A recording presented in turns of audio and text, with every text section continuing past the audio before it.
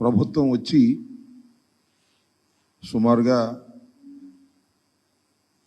2 నెలలు కాలేదనుకుంటలేండి. ఎందుకంటే వచ్చే నెల 4వ తారీఖుకి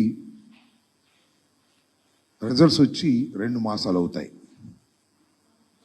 సుమారుగా చంద్రబాబు నాయుడు గారు ప్రమాణ స్వీకారం చేసి నేటికి 40-50 రోజుల మధ్య అవుతున్నటువంటి సందర్భం.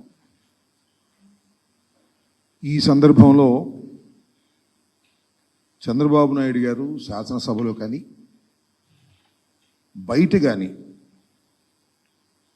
ఆయన తీసుకున్నన్ని యూటర్న్స్, అది యూటర్న్స్ అంటాం కంటే అసత్యాలు, ఎన్నికలకు ముందు ఒక రకంగా చెప్పటం, ఎన్నికల తరువాత అది కాదని దానికి భిన్నంగా ప్రవర్తించటం, 1-2 కాదు, అనేకమైనటువంటి పచ్చి అసత్యాలను ఈ కొద్ది కాలంలోనే నారా చంద్రబాబు నాయుడు గారు చెప్పటం చూస్తే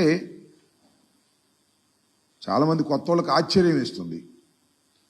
ఎందుకంటే మాలాంటి సీనియర్స్కి పెద్ద ఆశ్చర్యం కాదు. ఎందుకంటే ఆయన అబద్ధంలోనే పుడతాడు, అబద్ధంలోనే జీవిస్తాడు, అబద్ధంతోనే రాజ్యం వెళ్తాడు అనేది ఒక సత్యం, నగ్న సత్యం. అది ఒక విధంగా చెప్పాలంటే అది గిన్నీస్ బుక్ రికార్డు కూడా ఎక్కదగినటువంటి అంశం అనేది నేను ఈ సందర్భంగా చెప్పదలుచుకున్నా.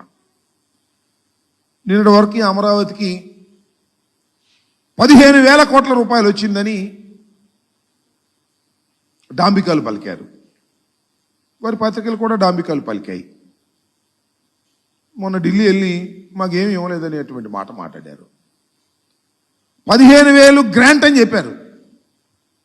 మళ్ళా చూస్తేనేమో వివిధ సంస్థల ద్వారా అప్పు ఇప్పించడానికి కేంద్రం తన బడ్జెట్లో చెప్పింది. ఈయన అడిగింది కూడా అప్పే. మాకు గ్రాంట్ ఇవ్వమని అడిగేటటువంటి ధైర్యం కానీ అలిగేటటువంటి సత్తా కానీ నారా చంద్రబాబు నాయుడు గారికి లేదనేది చాలా స్పష్టంగా అర్థమవుతుంది. అప్పు ఇప్పిస్తారట, ఈయన అప్పు తీసుకుంటాడట. ఆ అప్పు ద్వారా 15,000 కోట్ల రూపాయలు డిఫరెంట్ స్టేజెస్లో దాన్ని చేస్తారట అనేది ఒక దాన్ని మాయాజాలంగా చూపేసేటువంటి ప్రయత్నం చేశారు. దాంతోపాటు సరే, ఇంకా హామీల సంగతి వస్తే నేనేం చెప్పాలి? ఇంకా ఏ మాటకు ఆ మాట ఒకటైతే ఒప్పుకోవాలి. అన్నీ మనం కాదనలేం. కానీ చంద్రబాబు నాయుడు గారు 4,000 ఇస్తానన్నాడు, అది మాత్రం ఇచ్చాడు 1 నెల. నెక్స్ట్ మంత్ ఆ తర్వాత ఏం జరిగిద్దో మనం చెప్పలేం. ఇస్తాడు, కొంత దూరం పోయిన తర్వాత అనర్హులు చాలామంది ఉన్నారు,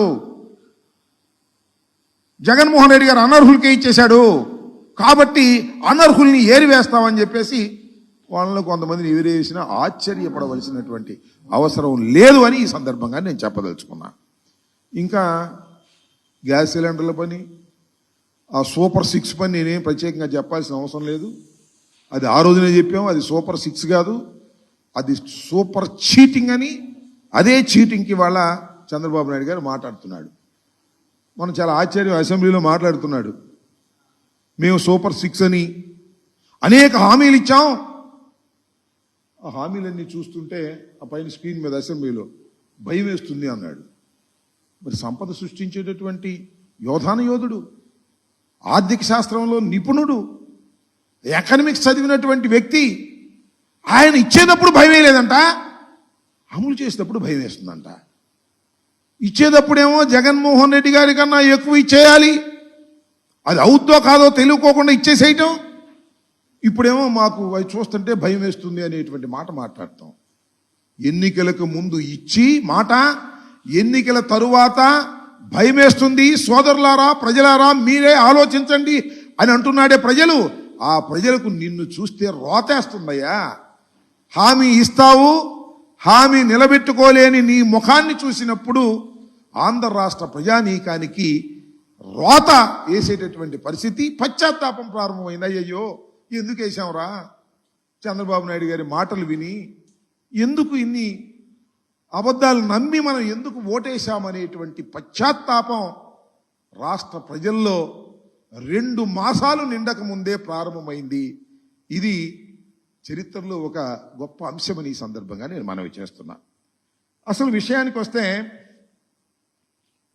ఈ భూముల రీసర్వే, సరే ల్యాండ్ టైటిలింగ్ యాక్ట్ దాని పక్కన పెడదాం.